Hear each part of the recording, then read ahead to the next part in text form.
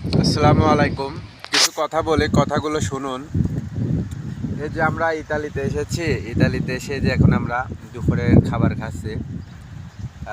আমরা কৃষি কাজ করছি ইতালিয়ান মালিকের। তো দুপুরের খাবার খাচ্ছি কি সেটা আমি আপনাদেরকে দেখাই। চিড়ি দিয়ে ভাজা দিয়ে মাখায়ে কলা, রুটি, কমলা, পানি, এইগুলোই আর কি সাধারণত, আর জুস।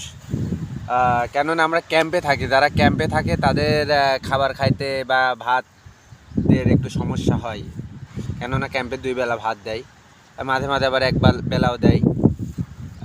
এজন্য আর কি আমরা এই যে শুকনা খাবার খেয়ে থাকি বেশিরভাগই। প্রত্যেক দিন একবার ভাত খাই এমন আর কি।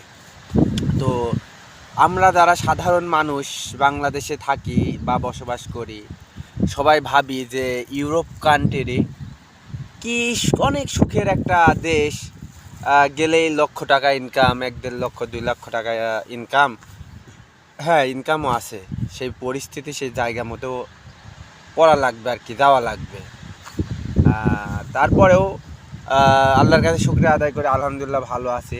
আর আমরা এই যে কাজটা করছি কৃষিকাজ, এই যে ইতালিয়ান সবজি কাটা, দেখুন এই পুরা মাঠের ভিতরে আমরা 2 জনে শুধু, তাছাড়া আশেপাশে কেউ নাই। ঠিক আছে, অনেক কষ্টের কাজ। কি অনেক কষ্ট, তুমি কিছু বলো।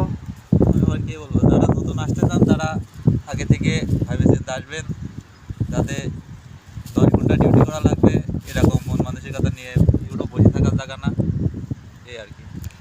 আর যেহেতু সাদমিন 10 ঘন্টা ডিউটির কথা বললো, এবার আমি বলি, আমরা ভোর 5টার সময় রুম থেকে বেরোই এবং রুমে ঢুকি রাত 7টার সময়।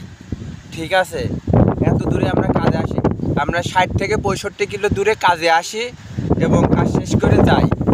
তাহলে দিনে আমাদের প্রায় 130 কিলো পথ এই যাওয়া আসার ভিতরে পড়ে যায়। ঠিক আছে, 15 ঘন্টা মোট মিলাই মনে করেন রুম থেকে বেরোয় রুমে ঢোকা পর্যন্ত 15 ঘন্টা 17 ঘন্টা ডিউটি।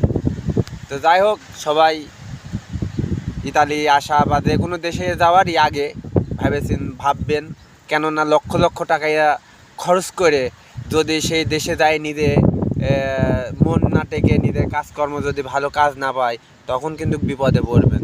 ঠিক আছে, তাই সবাই ভালো থাকবেন। ধন্যবাদ।